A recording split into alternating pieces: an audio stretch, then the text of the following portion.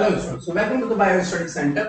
और मैं आपके सामने बायोलॉजी मेजर अमिताभ सिंह। आज हम लोग बात करेंगे शॉर्ट वीडियोस में एक इंपॉर्टेंट टॉपिक के रेफरेंस में, जिसको हम लोग बोलते हैं फैमिली डिस्क्रिप्शन। ये जो फैमिली डिस्क्रिप्शन है, आप लोगों में से कई लोगों के क्वेश्चन हैं सर फैमिली डिस्क्रिप्शन याद नहीं होता। आज हम लोग कुछ न्यू स्ट्रेटजी के थ्रू इस फैमिली डिस्क्रिप्शन को आपको बताएंगे कि how to learn this family description.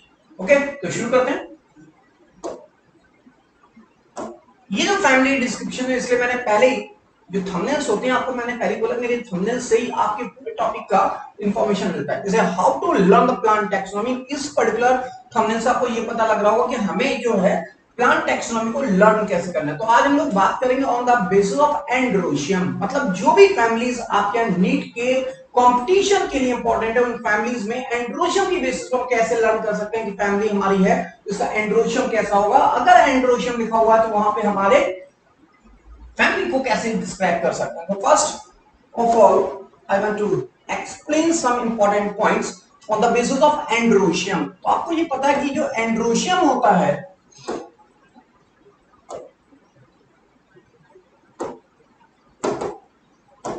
आपको ये पता है कि ये जो एंड्रोशियम होता है,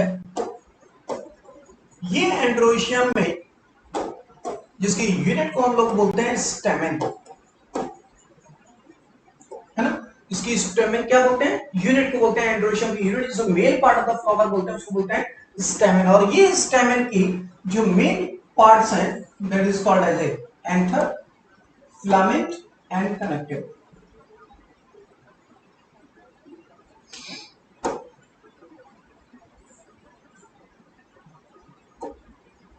ये मैंने यहां बनाया है एंथर को,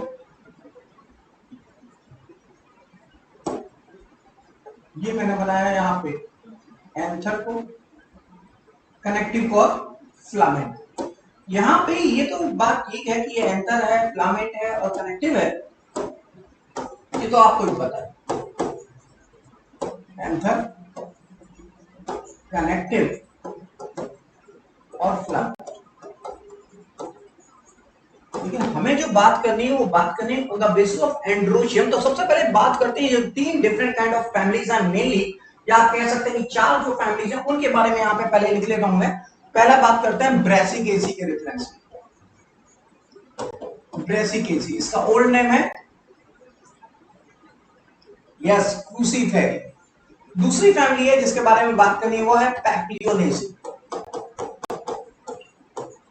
पैप्लियोनेसी। नेक्स्ट फैमिली है वो है सोलोनेसी, वो है सोलोनेसी। द लास्ट वन जिसके बारे में हम लोग बात करेंगे वो है आपका liliaceae, that is called as liliaceae. आपको ये चीज पता होगी कि चारों की चारों फैमिली आपके नीट के एनसीईआरटी पैटर्न पे जो बुक्स हैं, उस पर्टिकुलर बुक्स में यही केवल चार फैमिलीज हैं जिनका डिस्क्रिप्शन थोड़ा बहुत वहां पे एक्सप्लेन किया गया, और इनको हम लोग बात कर रहे हैं on the basis of androecium. तो यहाँ सबसे पहले हम यहाँ पे एक और बात करेंगे। यहाँ पे जो एंड्रोशियम है, यहाँ पे अगर हम इस एंड्रोशियम को लिखते हैं A2+4, इस एंड्रोशियम को लिखते हैं तो यहाँ लिखते हैं A9+1, यहां पे लिखते हैं। तो यहां पे एक और इंपॉर्टेंट पॉइंट है जो हमें याद रखना है, वो है यहाँ पे एंड्रोशियम के रेफरेंस में यहां लिखते हैं A5, और इसको कुछ इस तरीके से यहां डिनोट करते हैं। Okay, next one that is Liliaceae. ये लिलिएसी सबसे पहले तो याद रखना है कि ये जो लिलिएसी है बाकी सब फैमिली से अलग है, क्योंकि ये मोनोकॉट फैमिली है। कैसी फैमिली है? मोनोकॉट। और अगर ये मोनोकॉट फैमिली है तो आपको एक और पहले भी मैंने बताया कि मोनोकॉट फैमिली में पैग लगता है। क्या लगता है? पैग, PAG, मतलब पेरियंट एंड्रोशियम गैनोशियम। तो यहां भी पैग लगेगा, क्योंकि यहां सारी जो फैमिलीज है यहां पर KCAG लिख सकते हैं। इन चार तीनों फैमिली के लिए क्या लिख सकते हैं? कैलेक्स, करोला, एंड्रोशियम और गैनोशियम। तो KCAG लिख सकते हैं। और यहां पे क्या लिख सकते हैं? पैग। तो यहां पे जो इंपॉर्टेंट पॉइंट है वो ये है कि यहां पे जो नंबर ऑफ एंड्रोशियम है वो या तो 3+3 कंडीशन लिख सकते हैं या A6 लिख सकते हैं। मतलब नंबर ऑफ स्टैमिन 6 होंगे। अगर नंबर ऑफ स्टैमिन 6 हैं तो आपके सिलेबस में वो फैमिली कौन सी हो जाएगी? लिलिएसी। A6 का मतलब है लिली। लेकिन अगर कंफर्म करना है तो एक और रिप्रेजेंटेशन है कि ये जो पर्टिकुलर एंड्रोशियम है ये इपिटैप्लस कंडीशन में होता है, दैट रिप्रेजेंट द इपिटैप्लस, इपिटैप्लस और इपीफिलस। ये इपिटैप्लस और इपीफिलस कंडीशन है जो हमारे इस पर्टिकुलर लिलिएसी फैमिली के अंदर ही देखने को मिलती है और कहीं नहीं देखने को मिलती। तो क्वेश्चन अगर ऐसा आ जाएगा कि in Liliaceae the epiphyllous condition means that is the androecium और stamen are attached with petal. Okay, so this is one of the most important point for this Liliaceae family. And come to the point of the Brassicaceae. ये Brassicaceae के अंदर A2+4 है, इसका मतलब होता है टेट्राडाइनमस। इसका मतलब होता है टेट्राडाइनमस। टेट्राडाइनमस का यहाँ पे मतलब है कि number of basically number of stamen की अगर बात करेंगे तो हेक्साएंड्रसन के टोटल नंबर कितने हैं 2+4 मतलब 6 है। और यहाँ पे जो टेट्राडाइनमस है इसका मतलब यह है कि यहाँ पे 4 बड़े अंदर और 2 छोटे बाहर होंगे। फ्रॉम स्टेमेन, ये चारों के चारों स्टेमेन है जो बड़े हैं वो कहां पे हैं अंदर और 2 छोटे कहां पे हैं बाहर। इसको लिखते हैं A2+4, that is the tetradynamous condition and this is a characteristics of brassicaceae only, और कहीं किसी फैमिली में देखने को नहीं मिलेगा A2+4। So A2+4 that is a number of stamen are 6। इसे आप कह सकते हैं, इसको एक और वर्ड यूज कर सकते हैं हेक्साएंड्रस या हेक्सेंड्रस। ये कंडीशन है टेट्राडाइनमस जहां पे 2 outer short outside and 4 inner long. तो आप इसको लिख सकते हैं 4 inner long and 2 outer short. Okay, and the next one A9+1। A9 एक बंडल में है और 1 उसके साथ जोड़ा हुआ है। तो यहां पे अगर हम लोग इसको रिप्रेजेंट करें तो इसको रिप्रेजेंट करेंगे कुछ इस तरीके से।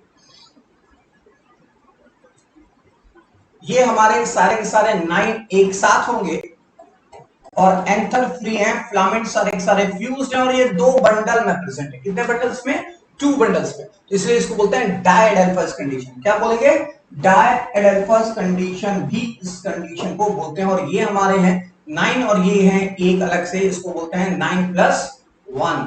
यहां लिखा है इसको बोलते हैं डायएडेल्फस। डायएडेल्फस का मतलब है, सबसे पहले याद रखिएगा डायएडेल्फस। डायएडेल्फस का मतलब है these stamens are present in 2 bundles where the stamens के फिलामेंट फ्यूज्ड हैं और एंथर फ्री है। इसका मतलब हो गया एडेल्फस। और डायएडेल्फस का मतलब हो गया these stamens are present in 2 bundles। Okay, तो इसलिए डायएडेल्फस कंडीशन यहां लिख सकते हैं the stamen presenting 2 bundle where filament fused, where the filament fused and anther free। Filament fuse है, एंथर फ्री है 2 बंडल्स में, इसलिए इस कंडीशन को बोलते हैं diadelphous. And such diadelphous condition is a characteristics of only in papilionaceae family, जो आप यहां सिलेबस में। तो ये बात आपको याद रखनी है, A2+4 कहां होगा और A9+1 कहां होगा। That is papilionaceae and which is characteristics of Brassicaceae.